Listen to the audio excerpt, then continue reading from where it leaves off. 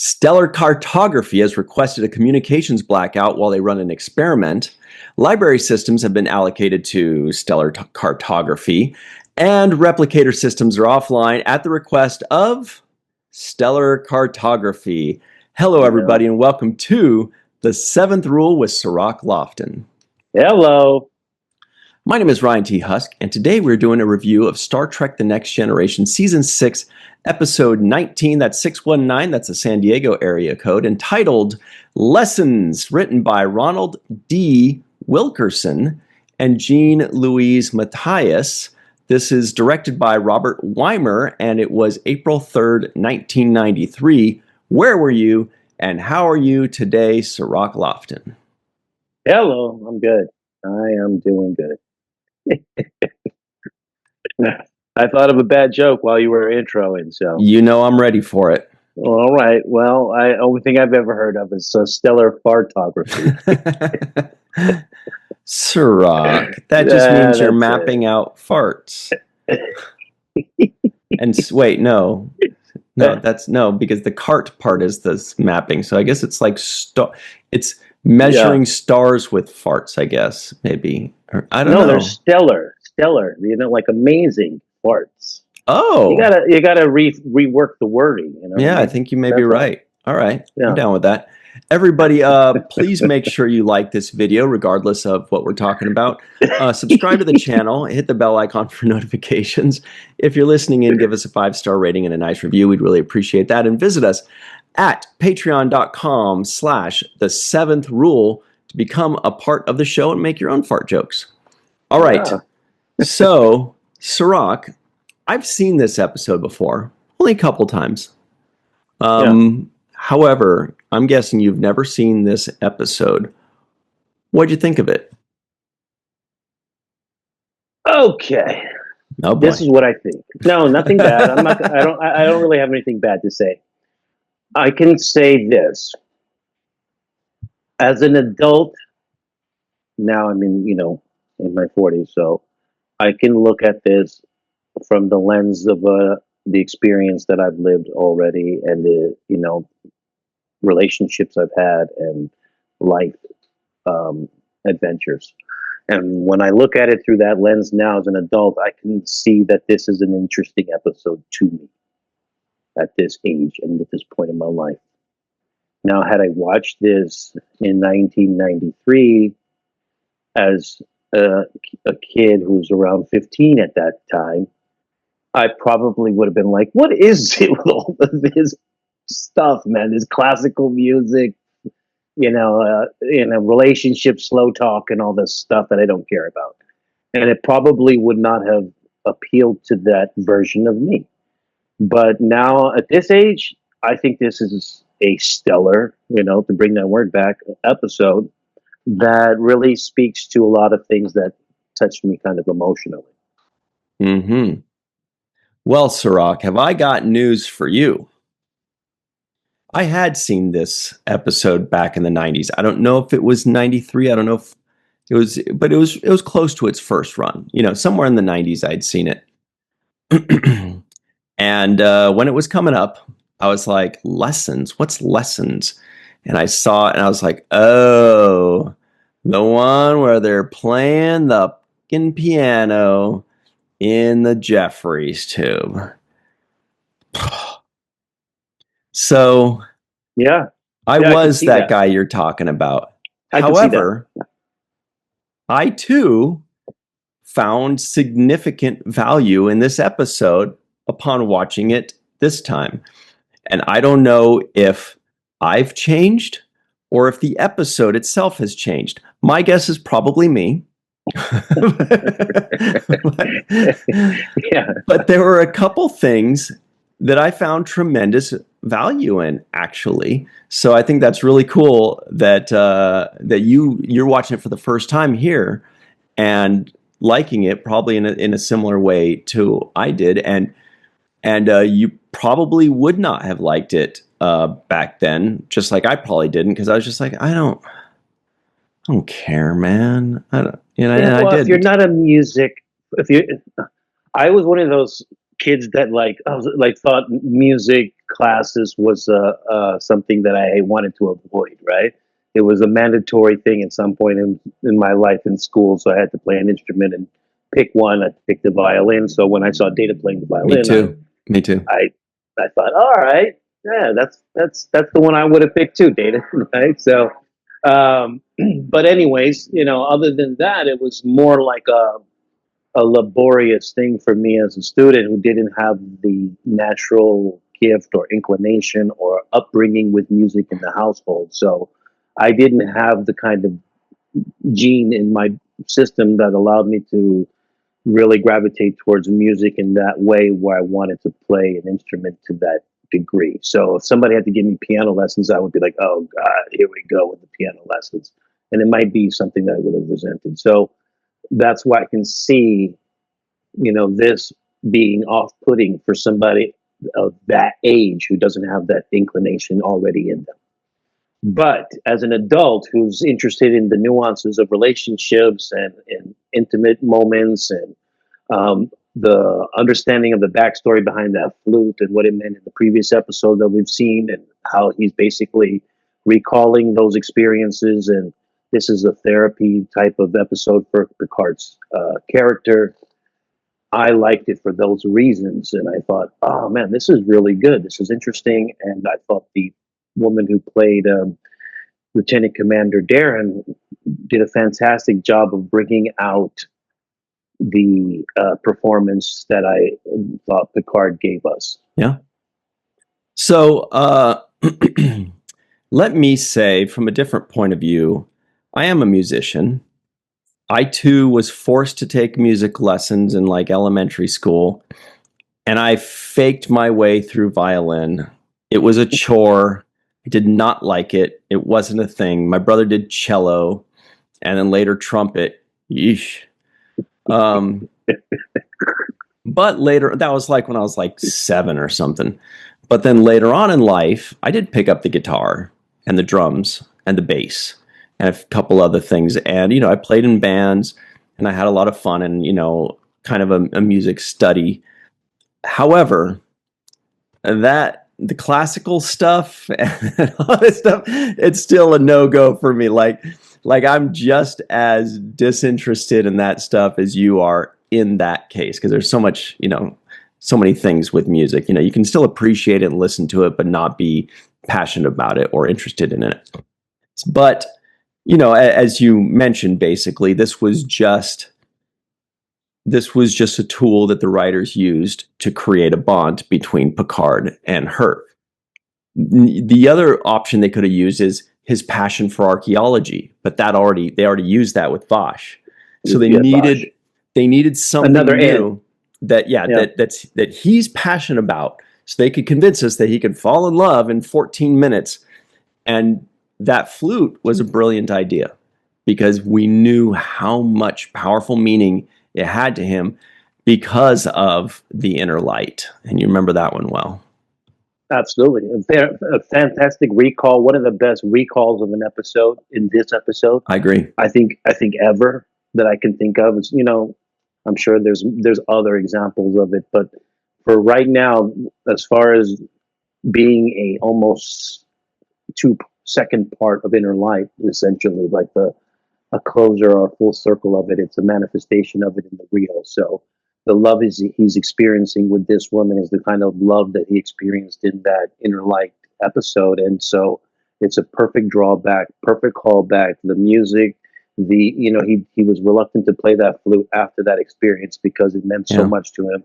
So he had that tucked away, and he finally broke it back out, and she invited him to be open and go get over his inhibitions in that moment that they had between them in that scene where she was building up his confidence and simplifying the notes and saying, let's start at the basics and work our way up. And all of that I thought was tender, beautiful, elegant, well done, good performances, great everything, directing, music. I mean, and when it comes to Chopin and Bach and all of the classical music that they talked about, I have an appreciation for it because I understand the mastery that goes behind composition. They are the masters. Yeah. Right. They have built a foundation that all music all genres of music have benefited from the foundational works of the classics, and the melodies Mhm. and the And the it's playing of rhythms. so much more sophisticated than anything we do now. Like it's unreal. If That's why the composition, the music composition, I know, the Beethoven, the Bach, all of that stuff, I have supreme respect for. I Mhm. just don't have the knowledge of playing such and such in a G minor and doing this and doing that. I don't understand.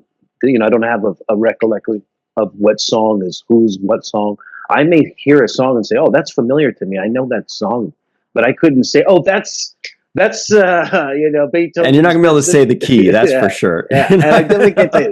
So Yeah, no, me neither. but can I respect it? Yes, and similarly with opera that I don't have a knowledge of, and real desire to see.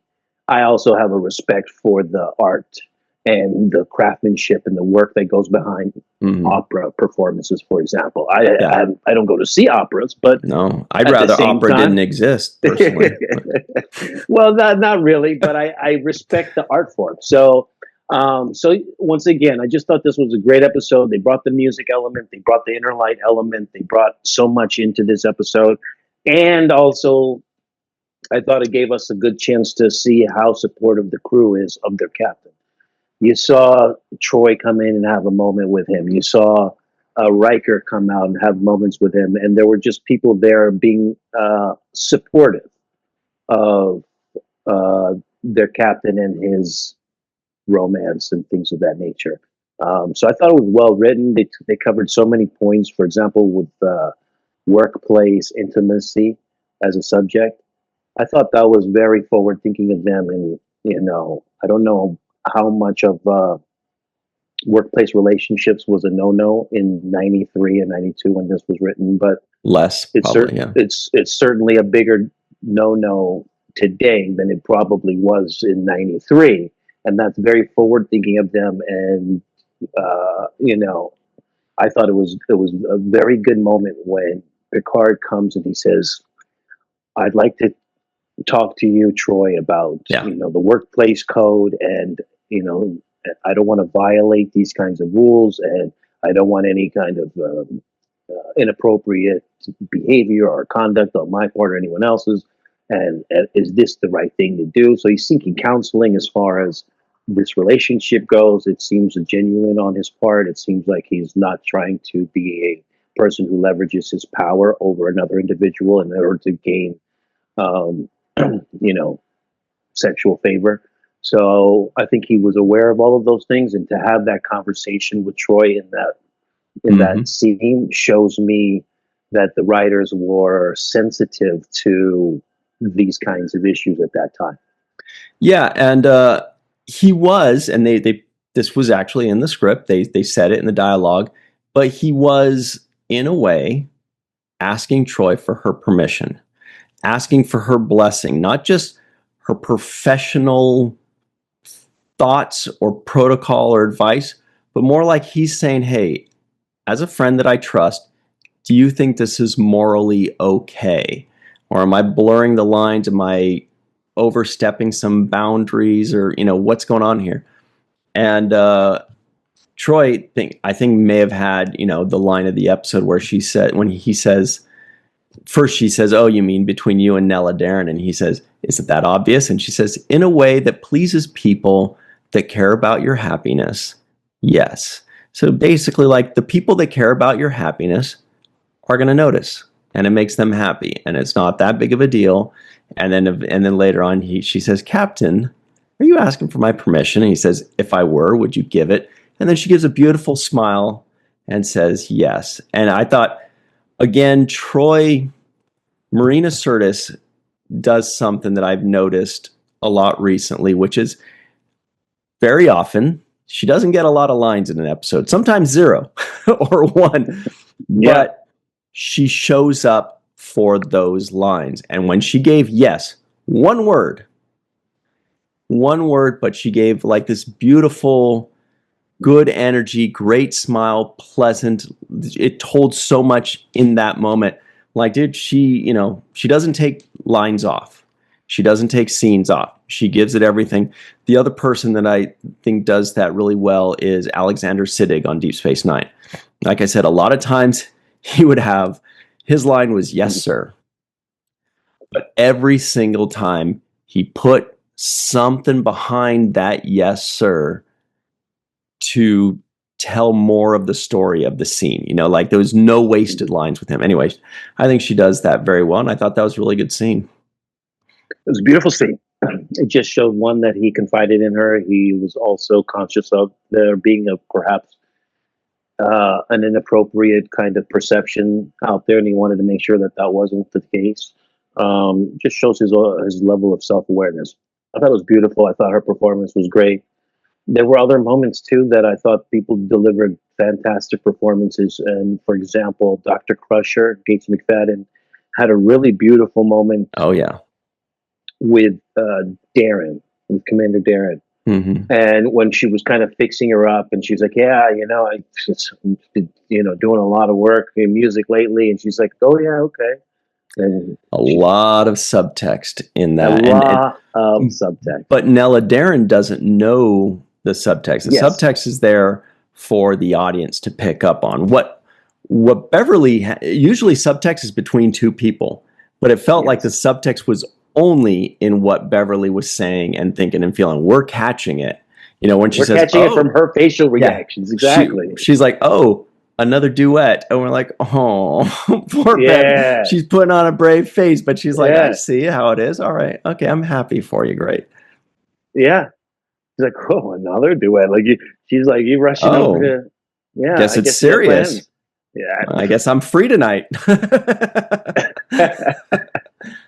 Yeah, that's pretty much what happened. And I thought that was a very good scene with Gates, as far as just playing that subtext and giving us those moments where she's still showing compassion to her patient. She's trying to, make sure that she's there for her. And she's also not throwing any salt or shade on their relationship. She's just registering what the deal is at this point. Right. Especially because the part that's a little rough on her is that she's hearing it from Nella Darren. She's not hearing it from Jean-Luc Picard, her friend, or potentially her love interest.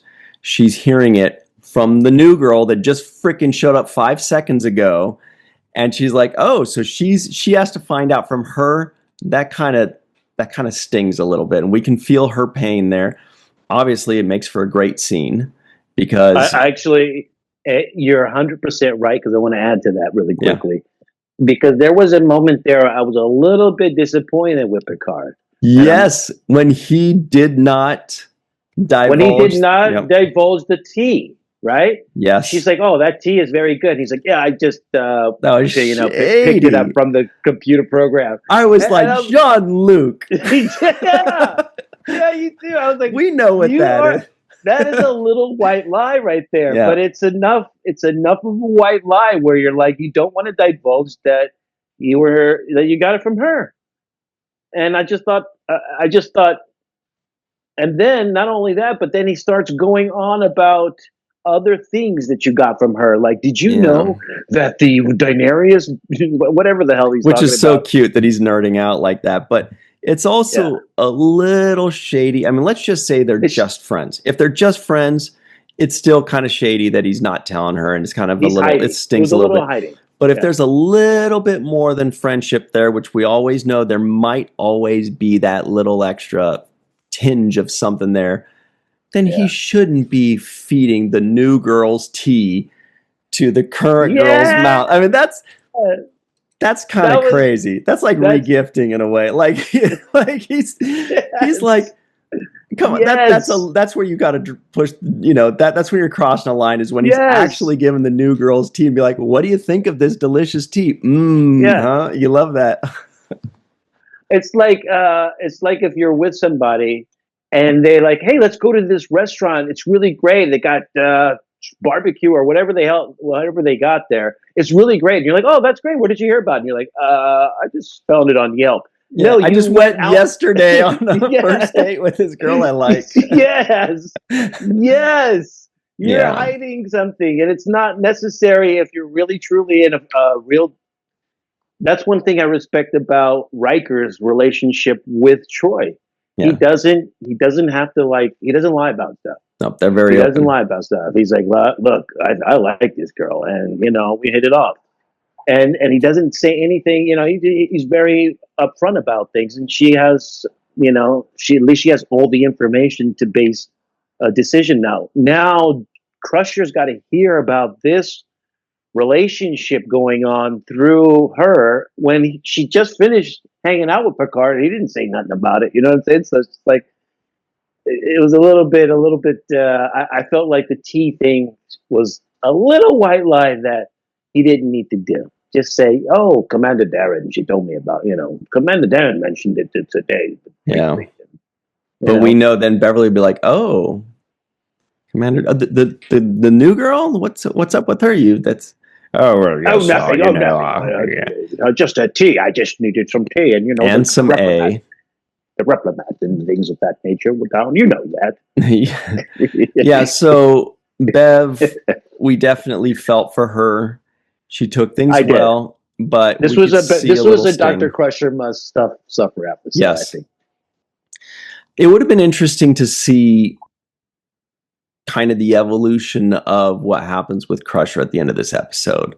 Like if they go back to having dinner together, or if she walks by and she's about to ring his little doorbell thing, and then she just kind of has a moment and then keeps walking, and then end credits. Wouldn't that be a nice way to end it? She just walked up, Yeah, she's about to I ring would have it, that. and she thinks differently, and she walks down the corridor and end credits like that. I think that'd be pretty cool, and it would give us a little bit of like the arc of what's going on with their relationship there. Anyway, Yeah, and she could have even had a walkaway line, like let him play with his flute alone. yeah, yeah. There's a. Might as well just take our break right there before I say anything more. But on the other side, I would love to talk about what I think is what I found to be the best element of this episode. I mean, we haven't even gotten into the whole thing yet. There's so much to this episode, actually. For an episode that didn't really have a lot, it hit on a few things. It did. All right, so we'll be right back, everybody, on the seventh rule.